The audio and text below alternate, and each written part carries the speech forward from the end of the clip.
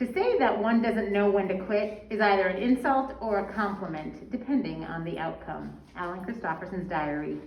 The next morning, I woke to the sound of dishes clanking in the dining room. I checked the clock. It was nearly 8 o'clock. I showered, shaved, and dressed, then packed up and went outside my room for breakfast. Donna walked into the dining room about the same time I did.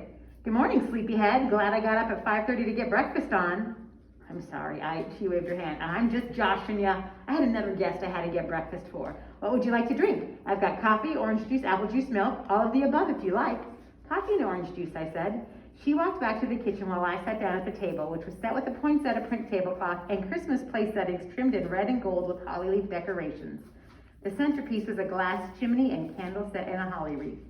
A few minutes later, Donna returned to the dining room holding a casserole dish and a silver serving spoon. My festive breakfast casserole is one of our guests' favorites, she said. It has pork sausage, cheddar, picante sauce, bread, and eggs. It's delicious. It looks good, I said. It is. She spooned a large serving of casserole onto my plate, then said, Oh, I forgot your beverages. She went back to the kitchen, returning a minute later with my juice and coffee. She set the drinks down and sat down across the table from me, presumably to watch me eat. I took a couple of bites, expecting her to say something, but she didn't. She just sat there watching me, which frankly was a little uncomfortable. Finally, I asked, How's business? She sighed. A little slow, but it's picking up. It's not tourist season yet.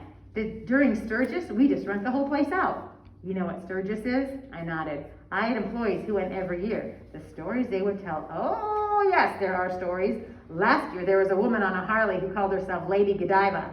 I don't need to tell you what she was wearing, or not wearing. The town of Sturgis, South Dakota is the epicenter of the world's largest annual gathering of Harley-Davidson motorcycle riders. Every August, thousands of bikers, from business magnates to Hell's Angels, descend on the town. There's nothing else like it in the world.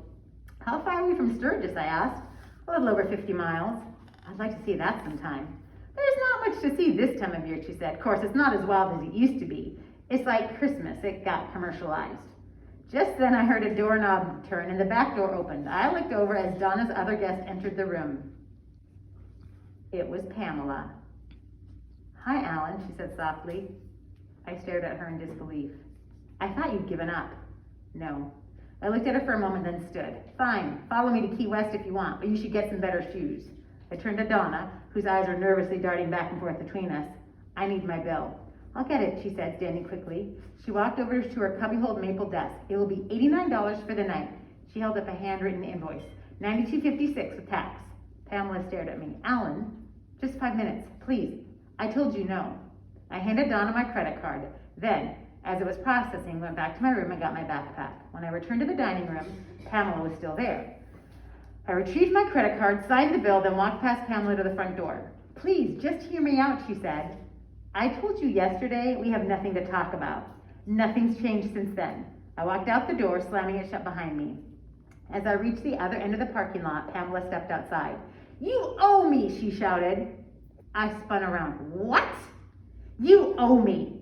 A flash of rage engulfed me. I owe you? She walked halfway across the parking lot to me. Yes, you do. For what? For abandoning a little girl? For ruining my wife's life? She looked me in the eyes. Her life wasn't ruined. She had you. She stepped closer and her voice was calmer. If I hadn't been a bad mother, would Mikhail have been yours the way she was? Would she have needed you like she did? Would she have even married you? Her questions took me aback. After a moment I said, Go home, Pamela. Go back to wherever you've been hiding all these years. You had your chance. Her eyes welled up with tears. I turned back to the road. I walked 50 yards or so before I glanced back. I couldn't believe it. She was still following me, though this time with a slight limp. It didn't take me long to leave her far behind.